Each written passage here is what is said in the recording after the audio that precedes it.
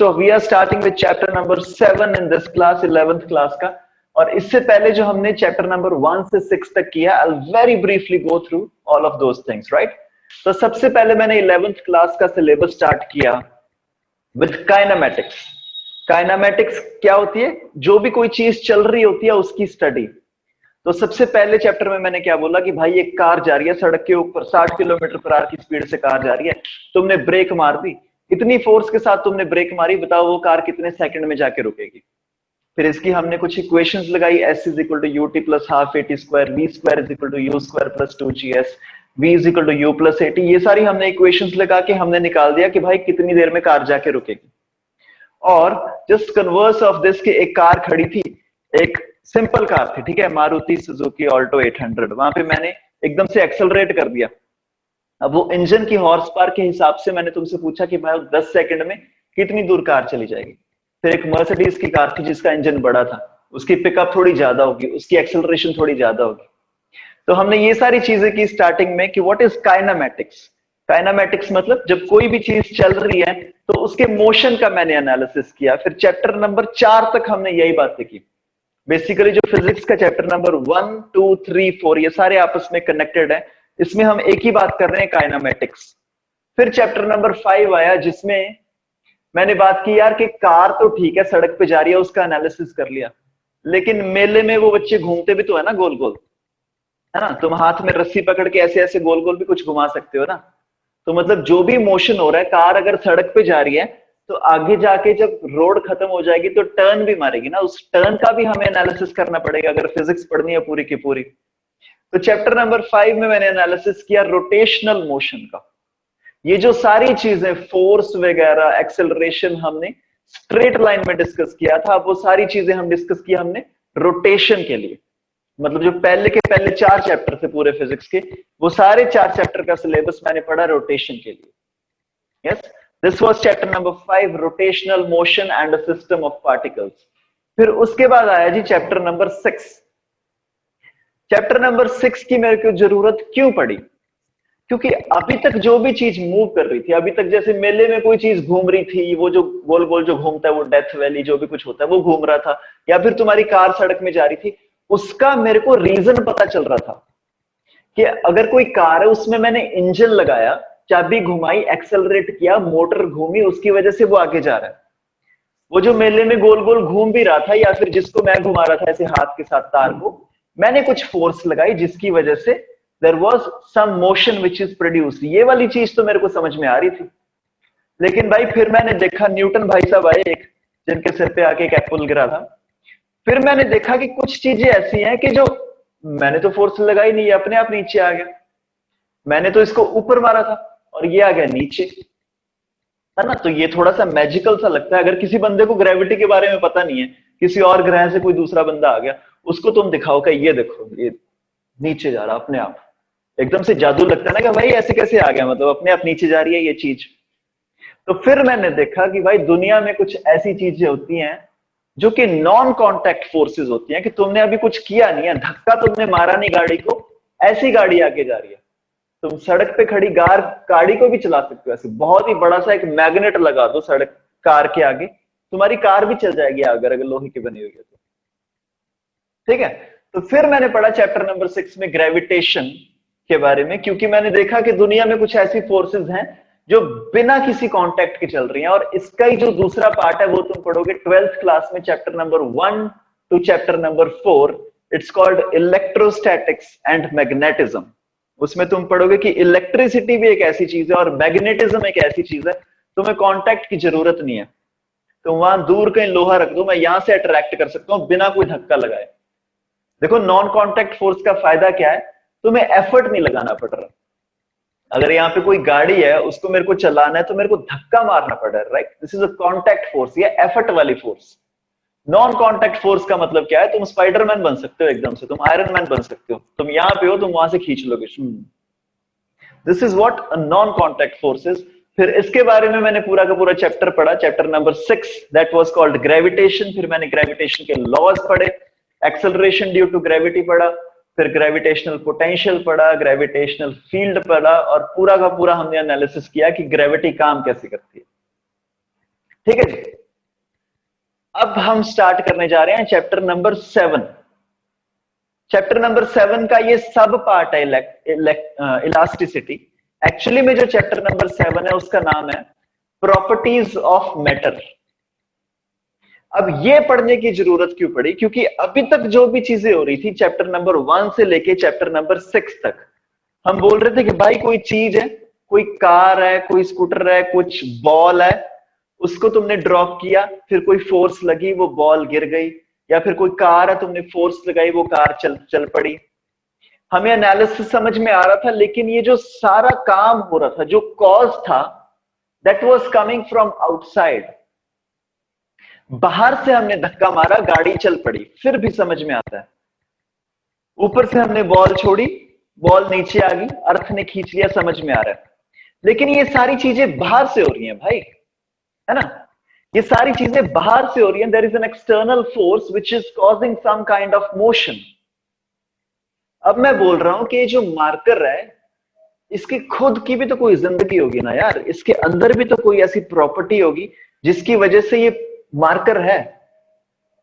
समझ रहे हो, फील कर रहे हो इस बात को? कि मतलब मेरे पास एक स्केल है, ठीक है, ये स्केल के अंदर भी तो ऐसी कोई चीज होगी ना जिसकी वजह से ये ऐसा स्केल जैसा दिख रहा है राइट नाउ। बाहर से फोर्स लगाई, मेरे को समझ में आ रहा है, मैंने इसको हिला दिया ऐसे तो ये स्केल हिलने लग गया, मोशन क्रिएट हो गया इस पे, वो तो मेरे को अभी तक समझ में आ रहा है। लेकिन इसके अंदर भी तो कोई ऐसी प्रॉपर्टी होगी जिसकी वजह से ये मूव करेगा या फिर नहीं मूव करेगा, या फिर ऐसे बेंड होके बैठा रहेगा, या फिर कुछ ना कुछ होके बैठा रहेगा, है ना? तो वो जो अंदर वाली प्रॉपर्टीज है मैटर की, वो हम पढ़ेंगे अभी चैप्टर नंबर 7 से, कि जो भी उसके इंटरनल प्रॉपर्टीज है, कि बाहर से फर्क नहीं पड़ता मैंने कितनी फोर्स लगाई, कितनी फोर्स नहीं लगाई, इसके अंदर की क्या प्रॉपर्टी है, उनके बारे में हम पढ़ेंगे अभी चैप्टर नंबर 7 में। अभी थोड़ा सा तुम्हें क्लियर नहीं हुआ होगा, थोड़ा सा मैं बेटर समझाता हूं इसको। देखो, सबसे पहले तो मैटर क्या होता है। मैटर में क्या क्या चीज आ जाती है? मैटर में सॉलिड्स होते हैं, मैटर में लिक्विड होते हैं, मैटर में गैसेस होती हैं, ठीक है, ये सारी चीजें होती है। इनमें डिफरेंस क्या होता है? सॉलिड बेसिकली होता है जिसकी इंटरमोलिकुलर फोर्सेस काफी स्ट्रांग होती है, आपस में बंधे हुए होते हैं, तो वो आपस में हिलना नहीं चाहते, ज्यादा दूर दूर जाना नहीं चाहते, तो वो थोड़ा सा ऐसे रिजिड रहता है, इसको हम बोलते हैं रिजिड स्केल। लिक्विड क्या होता है? वो थोड़ा सा लूज होता है। लिक्विड में इंटरमोलिकुलर फोर्सेस थोड़ी सी लूज होती हैं, तो वो थोड़ा सा ऐसे फैल सकता है ना? जैसे कि पानी, तेल, ऐसी चीजें। फिर एक तीसरी चीज होती है गैस। वो इंटरमोलिकुलर फोर्सेस इतनी ज्यादा लूज होती हैं कि मतलब वो बिल्कुल ही ऐसे ज्यादा ही फैल जाता है वो, है ना, कि हवा में उड़ गया, तुमने गैस को यहां पे छोड़ दिया, वो हवा में उड़ गई, है ना? तो वो गैस ऐसी वैसी कुछ चीजें करने लग जाती है। तो हम अभी पर्टिकुलर पढ़ेंगे कि इनकी प्रॉपर्टीज क्या है। जैसे पानी की एक पर्टिकुलर प्रॉपर्टी है, तुम देखो, पानी को तुम गिलास में डालो तो पानी गिलास जैसा बन जाता है, पानी को तुम जग में डालो, पानी जग जैसा बन जाता है ना? लेकिन इस स्केल को मैं ग्लास में डालूं तो ये स्केल तो जग जैसा बनेगा नहीं, ये स्केल तो ग्लास जैसा बनेगा नहीं। तो वो जो ग्लास जैसा बन जाता है, वैसी शेप को वो ले लेता है, वो किसकी प्रॉपर्टी हुई? वो पानी की प्रॉपर्टी हुई, राइट? वो एक पर्टिकुलर लिक्विड की प्रॉपर्टी हुई। तो इस चैप्टर में हम उन्हीं सब प्रॉपर्टीज के बारे में पढ़ेंगे जो एक पर्टिकुलर मैटर की खुद की होती है। जैसे गैस है, कोई गैस की प्रॉपर्टी क्या होती है? उसको तुम छोड़ो वो उड़ जाती है, ये उसकी प्रॉपर्टी हुई ना, क्योंकि मैंने स्केल को छोड़ा, ये तो उड़ा नहीं, ये तो नीचे आ रहा है। गैस को मैं यहां पे छोड़ देता तो गैस ऊपर चली जाती। तो मतलब दोनों की इनहेरेंट प्रॉपर्टी अलग अलग है। ये प्रॉपर्टी अंदर से आ रही है, ये प्रॉपर्टी गैस के अंदर से आ रही है कि भाई तुम मेरे को छोड़ोगे मैं उड़ जाऊंगी, ठीक है? तो ये जो इनहेरेंट प्रॉपर्टीज हैं सॉलिड्स की, लिक्विड्स की और गैसेस की, इनके बारे में हम पढ़ेंगे। और ये जो गैस है ना, ये बहुत ही एक खतरनाक चीज है। सॉलिड लिक्विड का तो फिर भी तुम्हें पता चल जाता है, क्योंकि तुम्हें सॉलिड लिक्विड दिखते रहते हैं। तो जितना भी हमने नुकसान किया है इस दुनिया में सॉलिड्स और लिक्विड की वजह से, वो तो फिर भी कम है। फॉर एग्जाम्पल, हमने क्या किया, अपने जो ओशन है, समंदर वगैरह, उनमें जाके हमने प्लास्टिक फेंक दिया। तो प्लास्टिक एक ऐसी चीज है जिसको तुम डिग्रेड नहीं कर सकते, मतलब रीयूज नहीं कर सकते, ठीक है? तो उसको अगर तुम्हें दबाना है, तुम जमीन में दबाओगे, हजारों सालों, लाखों, करोड़ों तक वो ऐसे ही दबा रहेगा, कोई फ्यूल, पेट्रोल, डीजल उससे कुछ नहीं बनेगा। तो हमने क्या सोचा कि यार इसका कुछ फायदा है नहीं, इसको जलाओ तो उससे भी वो ऐसे खत्म नहीं होता प्लास्टिक। तो हमने क्या सोचा कि चलो इसको पानी में जाके फेंक देते हैं। तो हमने क्या किया, जो भी हमारा प्लास्टिक वेस्ट था, ऐसे बड़ा बड़ा प्लास्टिक वेस्ट हमने लाके समंदर में जाके फेंक दिया। तो कुछ देर बाद हमने देखा कि भाई मछलियां मर रही हैं, तो जो भी पानी में जो जीवन था वो खत्म हो रहा है। तो फिर हमें समझ में आया कि यार ऐसे पानी में फेंकना अच्छी बात नहीं है, क्योंकि मछलियां इसको आके खा जाती हैं। मछलियां मर रही हैं, क्योंकि मछलियां मरेंगे तो एक दिन रेप्टाइल मरेंगे, रेप्टाइल मरेंगे तो एक दिन मैमल्स मरेंगे, मैमल मरेंगे तो एक दिन हम मरेंगे। फिर हमें कहानी समझ में आई कि भाई प्लास्टिक को समंदर में फेंकना अच्छी बात नहीं। लेकिन इससे भी ज्यादा जो खतरनाक चीज है ना, वो होती है गैस। क्योंकि प्लास्टिक तो तुम्हें फिर भी दिख गया कि तुमने ओशन में प्लास्टिक फेंका और उसकी वजह से कुछ प्रॉब्लम क्रिएट हो रही है। ये जो गैस की वजह से प्रॉब्लम हो रही है ना, रोज जो हम स्कूटर चलाते हैं जिसकी वजह से कार्बन मोनोऑक्साइड निकल रही है, तुम्हारी ओजोन लेयर में बड़े बड़े होल्स हो गए, छेद हो गए, और तुम्हें पता ही नहीं चला। अब तक फीलिंग ही नहीं आ रही तुम्हें कि भाई कुछ गलत कर रहे हैं हम दुनिया के साथ, है ना। वो तो कोरोना वायरस की वजह से थोड़ा थोड़ा सा ठीक होगी ओजोन लेयर तुम्हारी, बट एक्चुअली में gas is a very dangerous substance.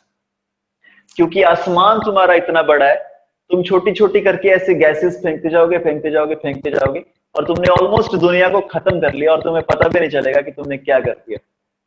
So in my personal व्यू, I think handling a gas is a very sensitive issue. ठीक है, वैसे तो हमें पूरा सेंसिबल होना चाहिए सॉलिड लिक्विड सबके साथ, लेकिन गैस के साथ हमें कुछ ज्यादा ही समझदार होना पड़ेगा। चलो जी, so with that we are starting with this class and the topic name is properties of matter. Matter तीन तरीके की होती हैं, सॉलिड, लिक्विड, गैस। सबसे पहले हम बात करेंगे सॉलिड की। सॉलिड मतलब जो मेरे आसपास लैपटॉप है, माउस है, कुर्सी है, मोबाइल है, टेबल है, ये सारे हैं सॉलिड्स। फिजिक्स में बात की जाए तो सॉलिड एक ऐसा सब्सटेंस होता है जिसकी जो इंटरमॉलिक्यूलर फोर्सेस हैं वो काफी ज्यादा स्ट्रांग होती हैं और वो आपस में बंधे रहना चाहते हैं हमेशा। ठीक है, तो ये होता है सॉलिड। मेरे हाथ में एक सॉलिड है, ठीक है, ये एक सॉलिड। हमने सॉलिड की ऑलरेडी एक प्रॉपर्टी पढ़ रखी है। जब हमने रोटेशनल मोशन किया था तो मैंने वहां पे बोला था एक रिजिड बॉडी। रोटेशन मोशन में जब भी हम बात करेंगे रिजिड बॉडी की, that a solid is always a rigid body. Rigid body का मतलब क्या है कि वो कभी भी अपनी शेप और अपनी साइज को चेंज नहीं करेगा। मान लो ये स्केल है, इसको मैं उठा के पटक दूं, गिरा दूं, मार दूं, कुछ भी कर दूं, कोई भी सॉलिड अपनी शेप को और अपने साइज को कभी भी दुनिया में चेंज नहीं करेगा। इसको हमने बोला this is a rigid body. लेकिन अब मैं तुमसे बोल रहा हूं कि रिजिड बॉडी जैसी दुनिया में कोई भी चीज होती नहीं है। कोई भी चीज जो है, कोई भी सॉलिड जो है, वो थोड़ा सा अपना शेप डेफिनेटली चेंज करता है जब तुम उस पर कोई प्रेशर लगाते हो या फिर उसको तुम कंप्रेस करते हो। अगर मैं इसको खींच दूं या फिर इसको मैं हिला दूं या फिर इसको मैं दबाऊं, तो ये थोड़ा सा अपना शेप जरूर चेंज करता है। जैसे हमने देखा एक स्प्रिंग के बारे में, हमने स्प्रिंग के बारे में बहुत डिटेल में पढ़ा चैप्टर नंबर 4 में। अगर मेरे पास एक यहाँ पे स्प्रिंग था, इसमें जब मैंने फोर्स लगा दी, यहाँ पे फोर्स लगाने का मतलब क्या, मैंने मास बांध दिया, 2 किलो का मास बांध दिया। 2 किलो का मास क्या करेगा, नीचे फोर्स लगाएगा 20 न्यूटन। तो जैसे मैंने इस पे फोर्स लगा दी कुछ 20 न्यूटन की, तो ये थोड़ा स्ट्रेच हो जाएगा ना नीचे तक, थोड़ा स्ट्रेच हो जाएगा। ये जो 20 किलो वाला वेट है वो यहां पे आ जाएगा। ठीक है, वो स्क्वायर से गोल बन गया, उसकी टेंशन ना लो, वो वैसे ही हो गया, ये स्क्वायर ही। ठीक है, वो स्ट्रेच हो जाएगा, थोड़ा सा स्ट्रेच हो जाएगा। मान लो ये स्ट्रेच हो गया इतना, डेल्टा एक्स। फिर उसके बाद मैंने वेट को हटा दिया, मैंने वेट हटा दिया, वो वापस चला गया अपनी ओरिजिनल शेप पे। तो बेसिकली कोई भी जो सॉलिड, अब ये तो एक्सट्रीम केस हो गया, ये तो बहुत ही एक्सट्रीम केस हो गया कि भाई हमें पूरा का पूरा दिख रहा है कि ऐसे स्ट्रेच हो गया ये स्प्रिंग। लेकिन एक्चुअली में अगर तुम बात करो, कोई भी सॉलिड है, तुम्हारे आसपास जो कुर्सी भी पड़ी है ना, तो कुर्सी में अगर तुम जूम इन करके देखो, एक लेंस लेके, सुपर लेंस लेके कुर्सी के अंदर घुस जाओ, तो कुर्सी के सरफेस पे तुम्हें दिखेगा जो उसका सरफेस है उसमें ऐसे मॉलिक्यूल्स हैं। एक्चुअली में ये मॉलिक्यूल्स बहुत पास हैं, ठीक है, इस डस्टर में लाखों करोड़ों करोड़ों करोड़ों मॉलिक्यूल्स हैं, लेकिन मैं इनको दूर दूर बना रहा हूं ताकि हमें समझ में आ जाए। हम बहुत ज्यादा अंदर घुस गए उसमें लेंस लेके, तो यहाँ पे ये उसके मॉलिक्यूल्स पड़े, ये डस्टर के मॉलिक्यूल्स हैं, ये आपस में बंधे होते हैं। अगर तुमने थोड़ा सा जो टेक्स्ट बुक्स है ना एनसीईआरटी की, तो उसमें वो तो लिखा होता है ना, कुछ एक्स्ट्रा इंफॉर्मेशन दी होती है। वहां पे 9th क्लास में तुम्हें ये एक्स्ट्रा इंफॉर्मेशन दी हुई है कि ये जो मॉलिक्यूल्स हैं ये ऐसे बंधे होते हैं स्प्रिंग की तरह। यहाँ पे ऐसे स्प्रिंग जैसे कुछ चीजें होती हैं, लाइक दैट। ठीक है, तो ये सारे मॉलिक्यूल्स आपस में ऐसे करके बंधे होंगे। ठीक है, ये सारे मॉलिक्यूल्स आपस में ऐसे बंधे होंगे। और अब मैंने क्या किया, मैंने थोड़ा सा खींच दिया इसको, इस डस्टर को मैंने खींच दिया।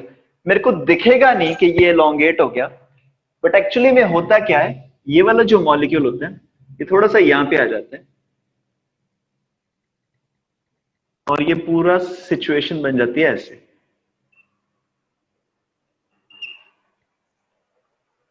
जब तक मैंने फोर्स लगा रखी है, जब तक मैंने फोर्स लगा रखी है, ये अपनी शेप चेंज करके ऐसा हो जाता है। फिर जैसे ही मैंने अपनी फोर्स को हटाया, ये अपनी शेप को वापस रीगेन कर लेता है। ठीक है, जैसे ही मैंने किसी सॉलिड को खींचा, उसके अंदर जो उसके मॉलिक्यूल्स होते हैं उनकी शेप चेंज हो जाती है। जैसे ही मैंने फोर्स को हटाया, वो अपनी शेप को वापस रीगेन कर लेता है। और ये जो प्रॉपर्टी है, by the virtue of which it regains its original shape, the property of a solid by the virtue of which it regains its original position is called elasticity। जो हमारा टॉपिक है आज की क्लास का, उसका नाम है elasticity. And elasticity is the property of a solid. 3 parts में इस लाइन को मैं बोल रहा हूं। It's the property of the solid by the virtue of which it regains its original position. Yes, तुम्हारी स्क्रीन पे जो तुमको दिख रहा है वो एक सॉलिड है। ठीक है, ये एक सॉलिड है जो इसके मॉलिक्यूल्स होते हैं ऐसे स्प्रिंग की तरह बंधे होते हैं। इसके किसी भी एक मॉलिक्यूल को तुम पकड़ के खींच दो, वो ऐसे स्ट्रेच हो जाएगा।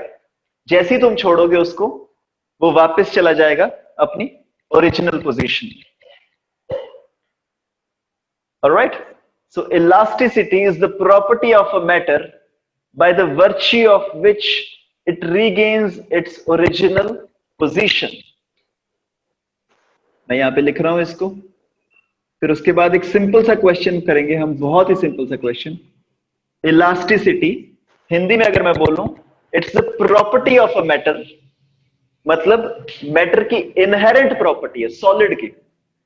सॉलिड की इनहेरेंट प्रॉपर्टी है बाय द वर्च्यू ऑफ विच, जिसके द्वारा it regains its original position, वो अपनी ओरिजिनल पोजीशन पे वापस आ जाता है। तो 3 पार्ट्स में मैं इसको लिख रहा हूं। इट्स अ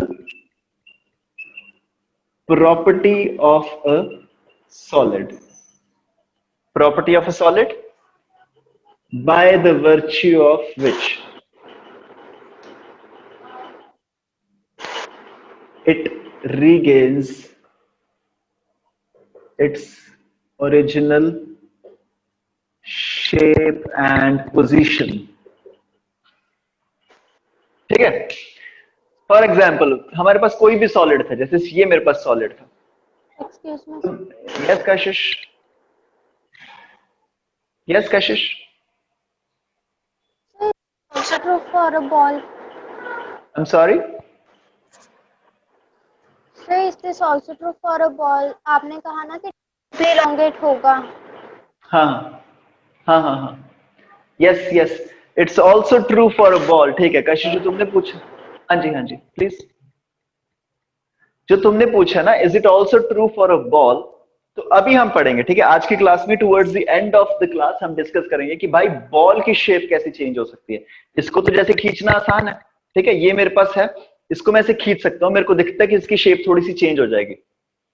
ठीक है, लेकिन अगर बॉल है मेरे पास, if I have some sort of ball here, ठीक है, मान लो मेरे पास एक बॉल है, ठीक है, बॉल को मैं कहां से खींचूंगा, उसका कौन सा स्प्रिंग हिलेगा, कौन सी वैल्यू उसकी चेंज होगी, कौन सी शेप उसकी चेंज होगी, तो वो कैसे होगी, उसके लिए हम क्या करेंगे, अलग से हम उसको डिस्कस करेंगे कि बॉल के लिए तुम्हारा वॉल्यूमेट्रिक चेंज होता है, that is also called elasticity. आज के दिन ही हम क्लास के चैप्टर के एंड में डिस्कस करेंगे that is it also true for a ball और not, but actually yes this is true for a ball.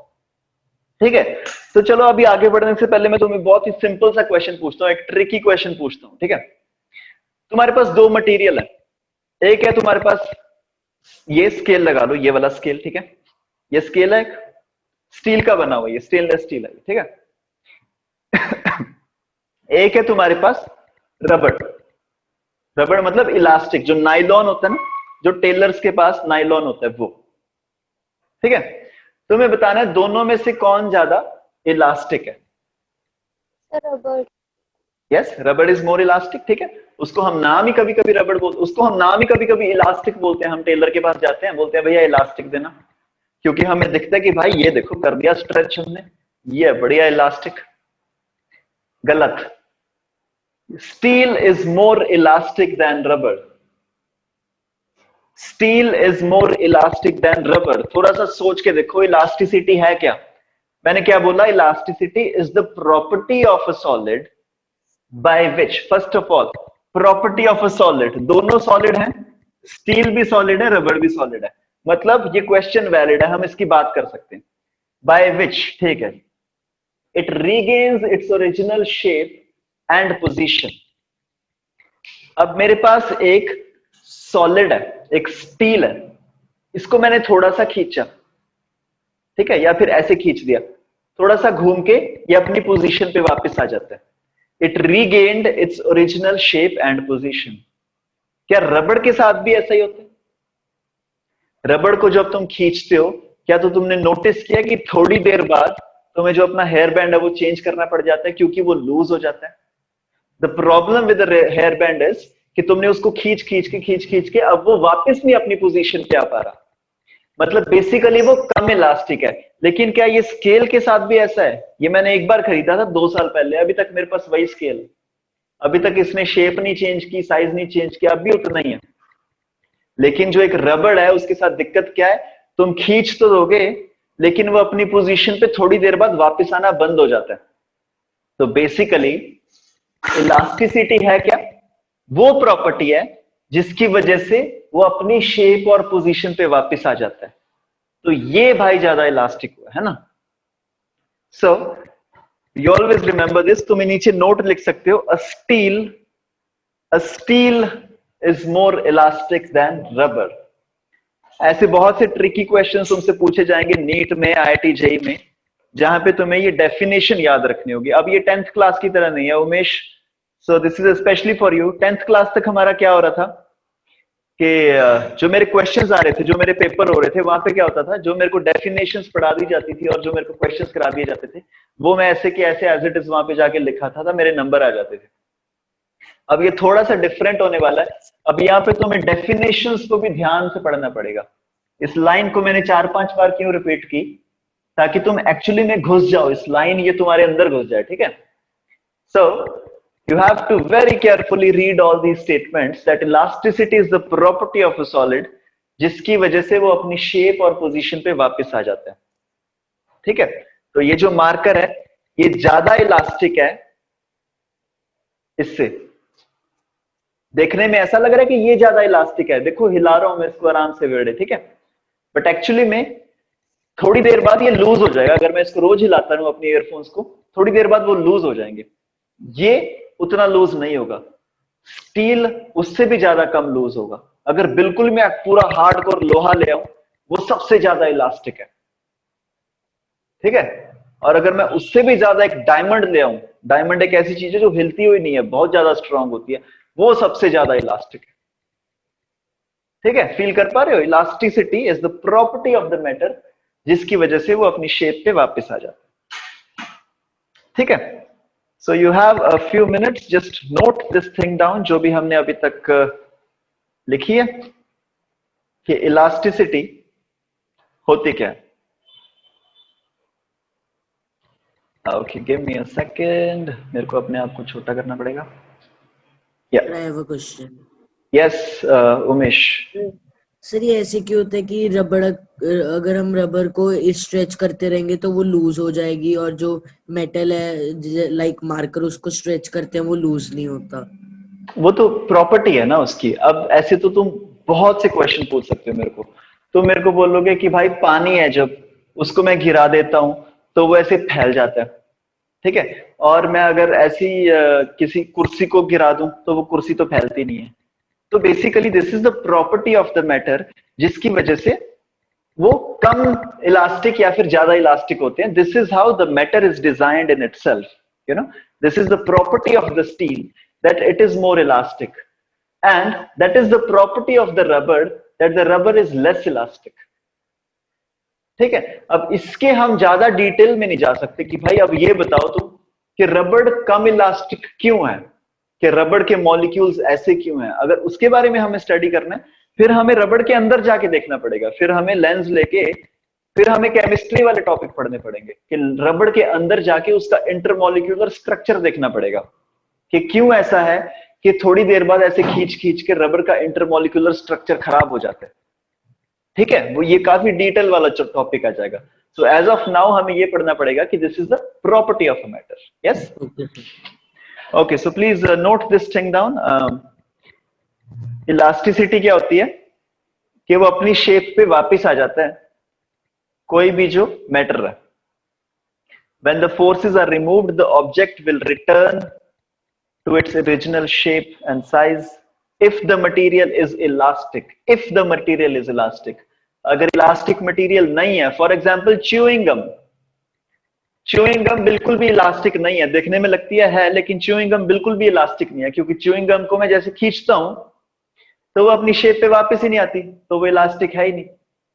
So in other words, when the deforming force, when the deformation disappears completely after the removal of external forces, ठीक है। तो examples क्या है elastic substances के? So we have steel cables, rubber bands, springs, ये सारे elastic के examples हैं, लेकिन इनमें से सबसे ज्यादा इलास्टिक क्या है? स्टील केबल, ठीक है जी। So this was all about elasticity. चलो अब हम कुछ बात करेंगे, मैं तुम्हें पहली फोटो दिखा देता हूं। अब हम बात करेंगे स्ट्रेस की, ठीक है। ये वो स्ट्रेस नहीं है जो हमें जिंदगी में हो जाता है, पढ़ाई का स्ट्रेस, शादी का स्ट्रेस, इसका स्ट्रेस, वो स्ट्रेस। ये दूसरा वाला स्ट्रेस है जो कि हम फिजिक्स में यूज करेंगे। तो यहाँ पे हमें दो टर्म्स के बारे में समझना पड़ेगा, स्ट्रेस और स्ट्रेन। स्ट्रेस और स्ट्रेन। तो चलो जी, आई होप इलास्टिसिटी तुमको समझ में आ गया होगा इलास्टिसिटी क्या है। अब हम पढ़ेंगे स्ट्रेस के बारे में। अब मान लो मेरे पास कोई चीज है, कोई तार है, मैं एक तार को बना रहा हूं यहाँ पे, ठीक है। I have a wire like this.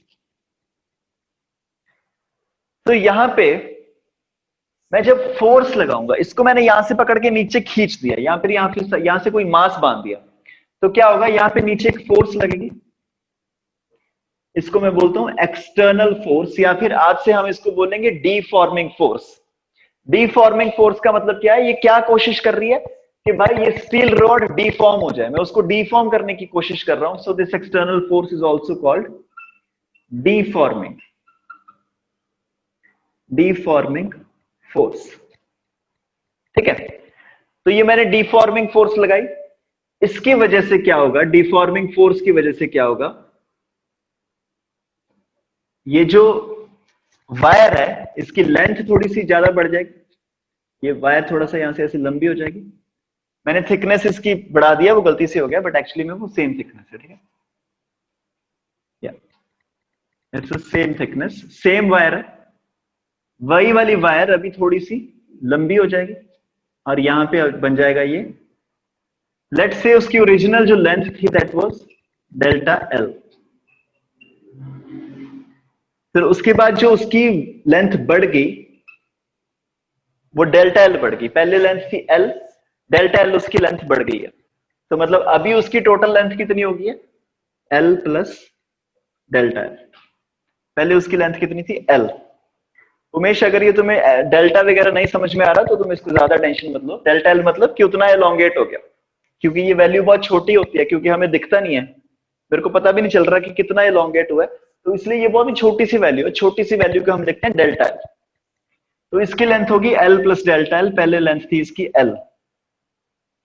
और ये जो एरिया है जहां पे हमने फोर्स लगाई है, जहां से हमने पकड़ के खींचा है, तो मतलब इस मार्कर की अगर मैं बात करूं तो इसका ये वाला एरिया, ये वाला एरिया कुछ होगा ना इसका, पाई आर स्क्वायर सर्कल का एरिया होगा इसका, ये होता है इसका cross sectional area. Let's say इसका cross sectional area is a, ठीक है, इसका cross sectional area is a. अब जब हमने ये फोर्स लगाई एफ एक्सटर्नल और ये ऐसे इलोंगेटेड पोजीशन में आ गया, ये ऐसे इलोंगेटेड पोजीशन में आ गया, तो ये जो रॉड है इसकी एक प्रॉपर्टी है, क्या प्रॉपर्टी है, इलास्टिसिटी की, कि ये अपनी ओरिजिनल पोजीशन में जाने की कोशिश करेगा। अब यहां पे आके ये स्टेबल हो गया। स्टेबल होने का मतलब क्या है, इसकी एक्सेलरेशन इज इक्वल टू 0। अगर इसकी एक्सेलरेशन 0 है इस रॉड की, मतलब अगर नीचे एक फोर्स लग रही है F, तो ऊपर भी एक फोर्स लग रही होगी F। मतलब जितनी एक्सटर्नल फोर्स लग रही है F एक्सटर्नल, उतनी एक ऊपर फोर्स लग रही होगी, that will be the restoring force. ऐसी फोर्स जो इसकी शेप को वापस लेके जाने की कोशिश करेगी, उसको हम बोलते हैं एफ रिस्टोरिंग, फोर्स रिस्टोरिंग। और ये दोनों फोर्सेस इक्वल होंगी, एफ रिस्टोरिंग और एफ एक्सटर्नल, क्योंकि एक्सेलरेशन इज इक्वल टू 0, मतलब उसकी नेट फोर्स विल बी 0। तो उमेश अभी तुम्हें ये समझ में नहीं आएगा, so Kashish, F restoring will be equal to F external, yes, because acceleration is equal to 0, yes. तो ये जो रिस्टोरिंग फोर्स है, ये जो रिस्टोरिंग फोर्स है इस मटेरियल की, divided by this cross sectional area जिस पे ये फोर्स लग रही है, उसको हम बोलते हैं स्ट्रेस।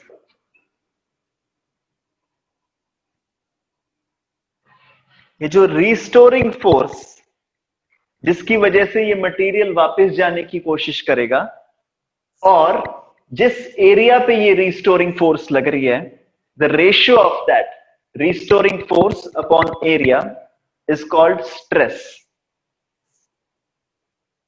और इसका सिंबल क्या होता है, सिग्मा।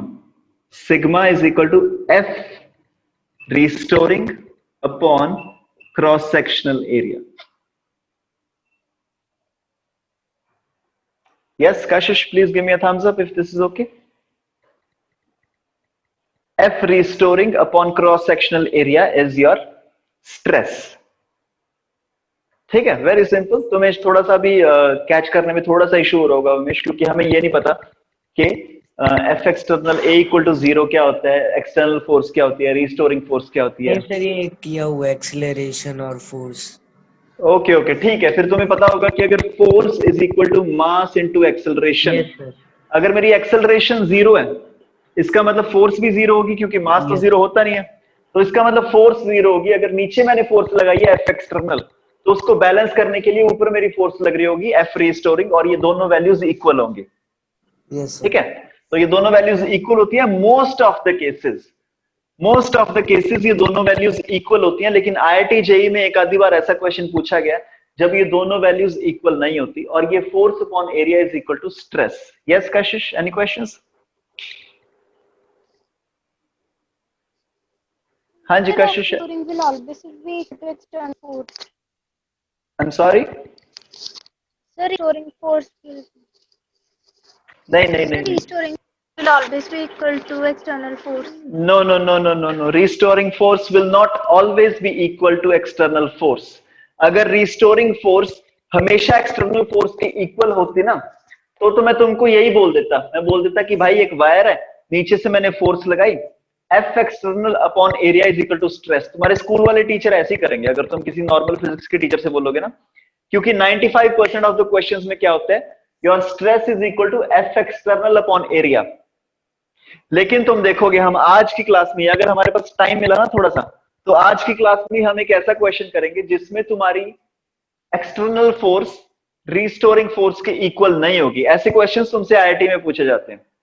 अगर तुम नीट की प्रिपरेशन कर रहे हो या एम्स की प्रिपरेशन कर रहे हो या फिर थोड़ा सा पंजाब सीटी की प्रिपरेशन कर रहे हो, तो मैं तुम्हें बोलता हूं कि ठीक है, तुम स्ट्रेस को ले लो एफ एक्सटर्नल अपॉन एरिया, लेकिन अगर तुम्हें आईआईटी की प्रिपरेशन कर रही है तो तुम्हें समझना पड़ेगा stress is not equal to F external upon area, stress is equal to restoring force upon area.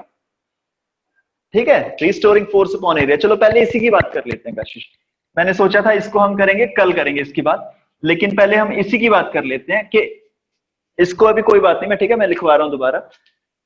एक सीलिंग है, सीलिंग से ऊपर वायर लटक रही है ऐसे, ठीक है, मैंने इसको नीचे पुश कर दिया एफ फोर्स के साथ, एफ एक्सटर्नल। तो यहां पे स्ट्रेस कितना आ जाएगा अगर इसका क्रॉस सेक्शनल एरिया है? तो हमने अभी अभी बात की, इसका stress will be equal to F restoring upon area, और यहां पे F restoring is how much, F external के ये बराबर है, ठीक है, क्योंकि acceleration will be equal to 0। तो एक्सेलरेशन अगर 0 है तो जो ऊपर फोर्स लगेगी F restoring, that will be equal to F external.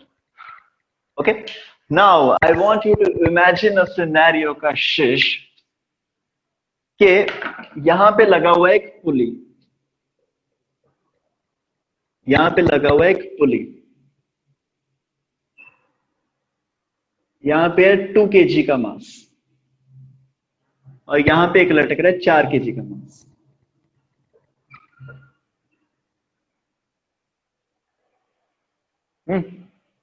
एक 2 kg का मास यहां पे है, एक 4 kg का मास यहां पे लटक रहा है। तुम्हें पता करना है कि स्ट्रेस कितना आएगा इस वायर में, इस वायर में स्ट्रेस कितना आएगा। तो स्ट्रेस निकालने के लिए हम क्या करेंगे, हमें पता है stress is equal to restoring force upon cross sectional area. मान लो इसका क्रॉस सेक्शनल एरिया, वैसे तो ये वायर बहुत पतली सी है, मान लो इसका क्रॉस सेक्शनल एरिया मेरे को दे रखा है 2 सेंटीमीटर स्क्वायर, ठीक है। तो sigma is equal to F restoring upon area. अब अगर तुम यहां पे देखो, तुम्हारा एफ रीस्टोरिंग क्या है, एक्सटर्नल फोर्स कितनी है, ये 4 किलो, तो नीचे फोर्स कितनी लग रही होगी, 40 न्यूटन, नीचे 40 न्यूटन लग रहा होगा। तो यहां पे अगर तुम आंसर निकाल दोगे, stress is equal to 40 newton upon area 2 centimetre square, जितना भी तुम्हारा आंसर आ गया, इस तरीके से अगर तुमने स्ट्रेस निकाल दिया तो तुम्हारा ये गलत हो जाएगा बिल्कुल। आंसर इसका इतना नहीं है, क्योंकि ये जो फोर्स है 40 Newton, this 40 Newton is the external force, लेकिन इस केस में इसकी रीस्टोरिंग फोर्स क्या है, जो ऊपर फोर्स लग रही है वो कौन सी फोर्स होती है, टेंशन, ठीक है। तो यहां पे हमारी रीस्टोरिंग फोर्स कितनी है, टेंशन की, और क्या टेंशन इस केस में 40 न्यूटन के इक्वल है, नहीं है बिल्कुल भी। अगर ये क्वेश्चन बिल्कुल सिंपल होता है ऐसा कि एक सीलिंग है, ये एक वायर लटक रही है, यहां पे 4 किलो का मास है, अगर इसका मेरे को सिग्मा निकालना होता, इसका स्ट्रेस निकालना होता, तो नीचे एक्सटर्नल फोर्स कितनी लग रही है, 40 न्यूटन, और रीस्टोरिंग फोर्स कितनी है, 40 न्यूटन, सेम है। 90% ऑफ द क्वेश्चंस में रीस्टोरिंग फोर्स और एक्सटर्नल फोर्स सेम आएगी, तो यहां पे तुम्हारा ये फॉर्मूला चल जाता। लेकिन इस केस में your restoring force is not equal to the external force, तो अभी हमें यहां पे रीस्टोरिंग फोर्स निकालनी पड़ेगी। तो यहां पे रीस्टोरिंग फोर्स निकालने का तरीका क्या है, ये ऊपर काम कर रही है तुम्हारी टेंशन, इधर भी एक काम करेगी टेंशन, और मेरे को ये चीज देख के समझ में आ रही है कि भाई 4 किलो वाला मास 2 किलो से ज्यादा है, तो मतलब ये किधर जाएगा, राइट की तरफ नीचे गिरेगा, राइट की तरफ नीचे गिरेगा ये किसी एक्सेलरेशन के साथ, ए एक्सेलरेशन के साथ, ठीक है। कशिश मेरे को बता देना अगर मैं थोड़ा सा तेज हो गया, तो मैं थोड़ा सा फास्ट जा रहा हूं क्योंकि हमने कर रखा है ये, तो मैं ए एक्सेलरेशन के साथ ही नीचे गिरेगा। अब ये दोनों चीजें बंधी हुई हैं आपस के साथ, तो अगर ये ए एक्सेलरेशन के साथ नीचे जा रहा है तो ये ऊपर जाएगा ए एक्सेलरेशन के साथ, ठीक है। और इस पे यहां पे नीचे मास लग रहा होगा 20 न्यूटन, इसका वेट खुद का। तो अगर मैं यहाँ पे दो इक्वेशंस बनाऊं, इसका फ्री बॉडी डायग्राम बना के मैं इसकी इक्वेशन बनाऊं, तो इसकी नेट एक्सेलरेशन इज डाउनवर्ड्स, ठीक है। तो तुम भी ध्यान से सुनना उमेश, शायद तुम्हें ये समझ में आ जाए। तो इसकी नेट एक्सेलरेशन इज डाउनवर्ड्स, और इसका मतलब नेट फोर्स इस पे कितनी लग रही है, मास into acceleration. This is the net force acting on this 4 kg mass, right? क्योंकि एक्सेलरेशन है इसके नीचे a, मास है उसका 4, तो ये होगी इस पे net force. And this net force is equal to उसका जो नीचे वेट एक्ट कर रहा है 40 न्यूटन माइनस जो ऊपर टेंशन है। ठीक है, फिर मैं किसकी इक्वेशन लिखूंगा? इसकी net acceleration is upwards 2a is equal to ऊपर की तरफ फोर्स कौन सी एक्ट कर रही है? t minus 20। ठीक है जी। तो यहां से अगर मेरे को एक्सेलरेशन निकालनी है तो मैं दोनों को ऐड कर देता हूं। If I add both this equations I get 6a is equal to 20, acceleration is equal to 20/6 is equal to 10/3, acceleration is equal to 10/3। तो अगर ये मैं एक्सेलरेशन की वैल्यू यहां पे पुट कर दूं, I get 2 into 10/3 that is 20/3 plus 20 is equal to t। Okay, तो अगर मैं यहां पे एलसीएम ले लूं, this t is equal to 20 plus 60/3 is equal to 80/3। तो यहां पे मेरी टेंशन की वैल्यू आ गई 80/3। मैंने थोड़ा सा तेज किया कशिश, क्योंकि हमें ऑलरेडी आता है, ये समझ में आ गया ना? टेंशन की वैल्यू आ गई 80/3 न्यूटन, थोड़ी सी कैलकुलेशन है। यस, तो टेंशन मेरी निकल के आ गई 80/3 न्यूटन। तो यहां पे जो मेरा स्ट्रेस निकल के आएगा, stress is equal to F restoring. F restoring is how much? 80/3 divided by this cross sectional area, that is 2 centimeter square. This is the value of stress in this particular case. ये होगी तुम्हारी stress की value इस particular case में। अगर मैं सीधा 40/2 कर देता, वो मेरा आंसर एकदम से गलत हो जाता।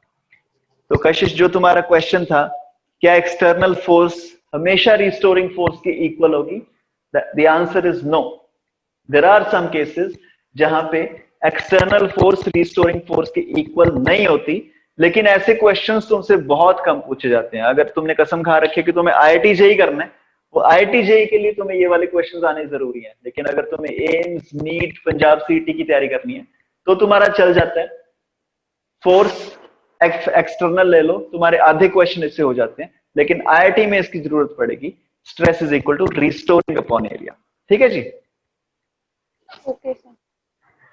All right, perfect. So coming back to what we were discussing, ये तो हम काफी आगे चले गए, ये कल परसों की बात आई है, ये बाद में होनी थी ये बात। ठीक है, तो हम जो बात कर रहे थे एक सिंपल सी तार की। ठीक है, हम थोड़ा सा फ्लो में ज्यादा फीलिंग लेंगे, तो हम सिंपल सी तार की एक बात करते हैं। तार को मैंने खींचा, तो एक तार को जब मैं ऐसे नीचे खींचूंगा तो मैंने कुछ फोर्स लगाई एफ एक्सटर्नल, फिर वो ऊपर अपने आप को खींचने की कोशिश करेगा एफ रिस्टोरिंग। अगर कॉम्प्लेक्स डायग्राम नहीं है तुम्हारी तो F external will be equal to F restoring and your stress will be equal to F restoring upon cross sectional area. अब ये जो सिग्मा भी है, जो हमारा स्ट्रेस आया ना, ये दो तरह का स्ट्रेस हो सकता है।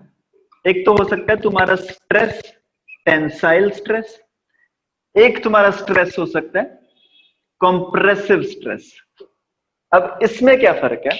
मान लो मेरे पास एक तार है, ये एक तार है, या तो मैं इसको ऐसे खींच सकता हूं, दोनों तरफ से पकड़ के मैंने इसको खींच दिया ताकि ये लंबा हो जाए स्केल। थोड़ा सा लंबा हो रहा होगा, मेरे को दिख नहीं रहा, मॉलिक्यूल्स हिल रहे होंगे उसके, मेरे को दिख नहीं रहे। या दूसरा तरीका क्या है कि एक मार्कर है मेरे पास, इसको मैं छोटा करने की कोशिश करूं, मैंने दोनों तरफ से दबा दिया, तो मैं इसको छोटा करने की कोशिश कर रहा हूं। This is the only difference between compression वाला स्ट्रेस और टेंसाइल स्ट्रेस। ठीक है, इसकी कुछ सिंपल सी डेफिनेशंस है। कंप्रेशन वाला स्ट्रेस और टेंसाइल स्ट्रेस, अगर मैं खींचने की कोशिश करूं, तो उसको हम बोलते हैं टेंसाइल स्ट्रेस। अगर मैं किसी वायर को दबाने की कोशिश करूं, उसको हम बोलते हैं compressive stress. Okay, just take a minute Kashish, note this down. ये तुमसे कभी कभी उसमें पूछा जा सकता है 11th क्लास की, जब तुम्हारे बोर्ड के पेपर होंगे ना, कि कंप्रेसिव स्ट्रेस क्या होता है, टेंसाइल स्ट्रेस क्या होता है, वहां पे तुम्हें ये क्वेश्चन पूछ लिया जा सकता है कभी ना कभी।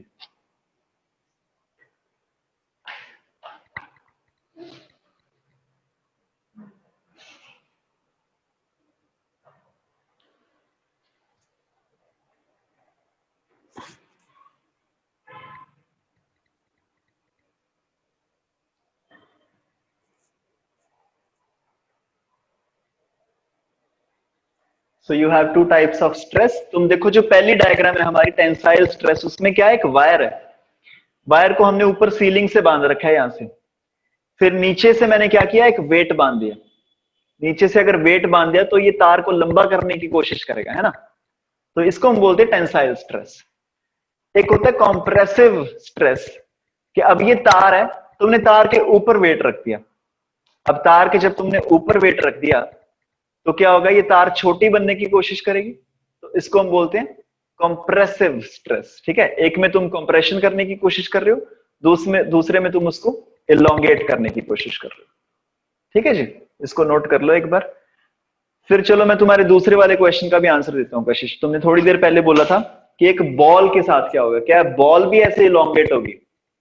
तो क्योंकि ये क्वेश्चन मेरे मन में बार बार आ रहा है, मैं तुम्हें बता दूं, थोड़ा सा डिटेल में जाना पड़ेगा इस क्वेश्चन के लिए। हमारे पास अभी 10 मिनट है, चलो अगले 10 मिनट हम यही डिस्कस करते हैं। ठीक है, कि अगर बॉल को मैंने ऐसे धक्का मारा या फिर ऐसे इलोंगेट किया, तो क्या बॉल में भी ऐसे इलास्टिसिटी होती है? क्या बॉल भी ऐसी थोड़ी सी खिंच जाती है फिर वापस आती है?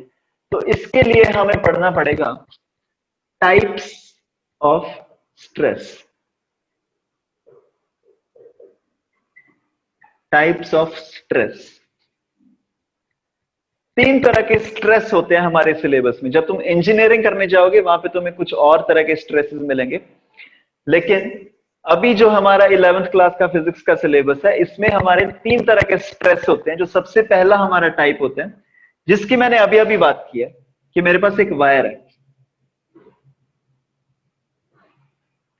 एक वायर है, मैंने या तो उसको ऐसे फोर्स लगा दी, टेंसाइल फोर्स लगा दी उस पर, या फिर इधर से अंदर की तरफ फोर्स लगा दी एफ, या तो उसको ऐसे दबा दिया दोनों तरफ से, या फिर उसको ऐसे दबा दिया। तो इस केस में क्या हो रहा है, इस केस में उसकी लेंथ चेंज होगी। इस केस में वायर की लेंथ चेंज होगी, मतलब वायर मतलब जो भी हमारे पास सॉलिड है उसकी लेंथ चेंज होगी। तो हम इस तरह के स्ट्रेस को बोलते हैं लॉन्गिट्यूडनल स्ट्रेस।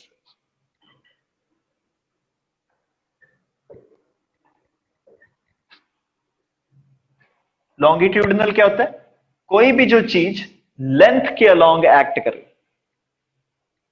तो ये होता है लॉन्गिट्यूडनल स्ट्रेस। जिसकी हम मतलब अभी अभी तक हमने जिसकी बात की, हमने लॉन्गिट्यूडनल स्ट्रेस की बात की। ठीक है, एक दूसरे तरह का स्ट्रेस होता है जिसको हम बोलते हैं tangential stress. It's called tangential stress. अगर तुमने मैथमेटिक्स में ज्योमेट्री को थोड़ा सा ध्यान से पढ़ा तो तुम ऑलरेडी फील कर चुके होगे। टेंजेंशियल स्ट्रेस का मतलब क्या होता है, जब तुम किसी चीज को स्ट्रेस करने की कोशिश करो along the tangent, along the tangent जब तुम किसी चीज को स्ट्रेस करने की कोशिश करो। ये मेरे पास एक बुक है, ठीक है, एक तरीका तो क्या है, मैं ऐसे दबा दूं इसको, तो मैं इस पे स्ट्रेस क्रिएट कर रहा हूं। ये वाला स्ट्रेस कौन सा है, लॉन्गिट्यूडनल स्ट्रेस। दूसरा तरीका है मेरे पास कि ये सरफेस है ऊपर, ठीक है, मैं इसको ऐसे धक्का मार रहा हूं, तो देखो वो नीचे से हिल गया ना, वो थोड़ा है ना, तुम्हें शायद ना दिख रहा हो, वैसे हिल जाएगा ना ऐसे। सिमिलरली जैसे मैं चलता हूं, जब मैं चल रहा हूं और मैंने शूज पहन रखे, ठीक है, तो मैं कॉन्स्टेंटली उस पर टेंजेंशियल स्ट्रेस लगा रहा हूं, राइट, कि जो भी उसका ऊपर का सरफेस है, जैसे ये है मेरे पास, ठीक है, इसको मैं अगर यहां से पकड़ के इस पे ऐसे फोर्स लगाने लग जाऊं अलोंग द टेंजेंट, ये जो सरफेस है, ये वाला जो सरफेस है, इसके अलोंग जो टेंजेंट है, अगर मैं उस पे फोर्स लगाने लग जाऊं तो इसको हम बोलते हैं टेंजेंशियल स्ट्रेस। ठीक है, और इसके सबसे कॉमन एग्जांपल हम क्या लेते हैं, कभी कभी जैसे एक सिलेंडर है हमारे पास, यहां पे एक सिलेंडर है, एक तो तरीका मैं इसको ऐसे दबा दूं, या तो ये वाला केस हो जाएगा, या फिर ऐसे खींच दूं, ये वाला केस हो जाएगा। एक तरीका मैं यहां पे फोर्स लगा दूं ऐसे एफ। अगर मैंने यहां पे फोर्स लगा दी तो जब तक मैंने फोर्स लगा रखी है ये इस तरीके से डिफॉर्म हो जाएगा ना, ये तो सरफेस नीचे ऐसे ही रहेगा, इस तरीके से डिफॉर्म हो जाएगा,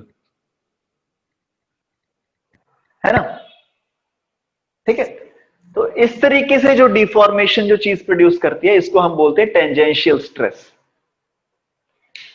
ठीक है, ये दो तरह के स्ट्रेस हो गए। अब मैं तीसरे तरह की स्ट्रेस की बात कर रहा हूं। जो क्वेश्चन तुमने पूछा कशिश, बॉल वाला, क्या बॉल में भी इलास्टिसिटी होती है? तो ये होता है तीसरे तरह का स्ट्रेस, जिसको हम बोलते हैं वॉल्यूमेट्रिक। इसको हम बोलते हैं वॉल्यूमेट्रिक स्ट्रेस।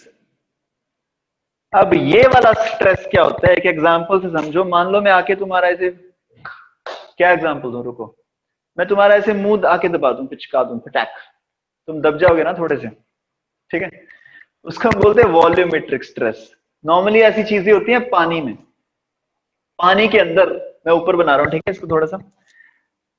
पानी के अंदर तुमने एक बॉल डाल रखी है, एक बॉल है, वो पानी के अंदर पड़ी है। अब तुमने क्या किया, किसी एक पर्टिकुलर पॉइंट पे नहीं, चारों तरफ से अब पानी का प्रेशर लग रहा है इस पे, चारों तरफ से पानी का प्रेशर इस पे लग रहा है, फोर्स लग रही है, पानी वाली फोर्स को हम बोलते हैं प्रेशर। इस पे फोर्स लग रही है, लग रही है, लग रही है, और कहां पे लग रही है, किस एरिया पे लग रही है? पूरे के पूरे जो इसका पूरा सरफेस एरिया, वहां पे एक फोर्स लग रही है। तो इसकी वजह से इसका थोड़ा सा वॉल्यूम कम हो जाएगा, थोड़ा सा ये जो सर्कल है वो ऐसे अंदर की तरफ पिचक जाएगा, थोड़ा सा वॉल्यूम थोड़ा सा कम हो गया इसका, ठीक है? तो ये जो स्ट्रेस होता है, अब इस तुम बॉल को बाहर निकालोगे, बॉल को जैसे ही पानी से बाहर निकाल दोगे, वो अपनी वापस शेप में आ जाएगा, जो ओरिजिनल शेप थी। तो इस तरह का जो स्ट्रेस होता है उसको हम बोलते हैं volumetric stress, and this is equal to force applied by the pani. पानी फोर्स क्यों अप्लाई करेगा? क्योंकि प्रेशर का डिफरेंस है। अभी भी प्रेशर लग रहा है, जैसे अभी हम यहाँ पे खड़े हैं ना, तो मेरे जो मुंह पे फोर्स लग रही है, इस टाइम पे हवा फोर्स लगा रही है, लेकिन मेरे को फील नहीं हो रही क्योंकि आदत पड़ गई है, ठीक है?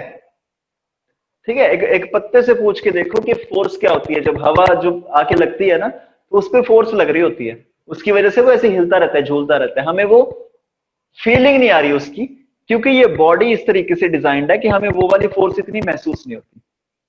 तो पानी में जब हम जाएंगे तब हमें भी ये फोर्स फील होगी। तुम पानी में जब अंदर चले जाओगे बिल्कुल, तो अपने आप ऊपर चले आते हो। तो मतलब पानी कुछ ना कुछ काम कर रहा है, पानी की कुछ अपनी बुयांसी है, यस, पानी की कुछ अपनी फोर्स है जो पानी में एक्ट कर रही है। तो वो जो फोर्स एक्ट कर रही है upon this surface area, upon this surface area is the volumetric stress, और इसको हम दूसरा नाम क्या देते हैं? This is also called the pressure. This is also called pressure.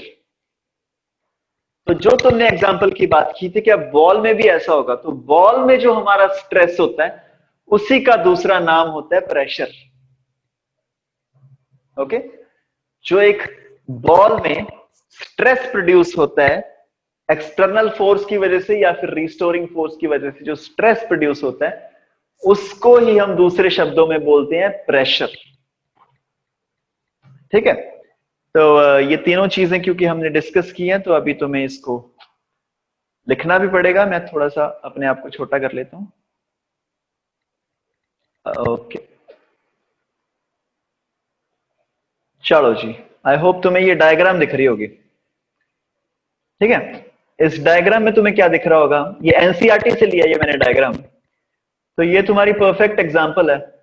तीन यहाँ पे तुम्हें फिगर्स दे रखी हैं। सबसे पहली फिगर में एक सिलेंडर है, सिलेंडर पे हमने एक टेंसाइल स्ट्रेस लगाया, हमने उसको स्ट्रेच कर दिया। स्ट्रेच करने की वजह से उसमें टेंसाइल स्ट्रेस आया। टेंसाइल स्ट्रेस मतलब लेंथ के अलोंग थोड़ा सा उसमें चेंजेस आएंगे। फिर दूसरी वाली जो तुम्हारी फिगर है उसमें हमने क्या किया? हमने टेंजेंशियल स्ट्रेस लगाया। हमने स्ट्रेस लगाया उसका ऊपर से स्ट्रेस लगाने की वजह से there is a change in the shape along the tangent. फिर तीसरी वाली जो हमारी फिगर है उसमें एक बॉल है, तो उसमें हमारी स्ट्रेस कहां से लग रही है? बाहर से, चारों तरफ से उसमें फोर्स लग रही है बाहर से, और उस तरह के स्ट्रेस को हम बोलते हैं volumetric stress. Okay, so you have a minute and please note all these things down, and I think the time is up, so it's 1:58 now, and this was all in today's class. Umesh and Kashish, I hope तुम्हें सब कुछ समझ में आ गया होगा। If you have any questions or doubts, you can always reach out to me WhatsApp पे, और फिर हम कल मिलेंगे 1 बजे। और जो मैंने तुम्हें डीपीपी भेजी है, ठीक है, I'll just tell you last few things before I leave। मैंने तुम्हें ये डीपीपी भेजी है, तो इसके तुम्हें क्वेश्चन नंबर ट्राई करने हैं, क्वेश्चन नंबर 1, 2, 3 एंड 4। पहला क्वेश्चन है व्हाट इज इलास्टिसिटी। इलास्टिसिटी तुम्हें पता चल गया होती क्या है। फिर दूसरा क्वेश्चन है दोनों में से कौन ज्यादा इलास्टिक है, स्टील या रबर।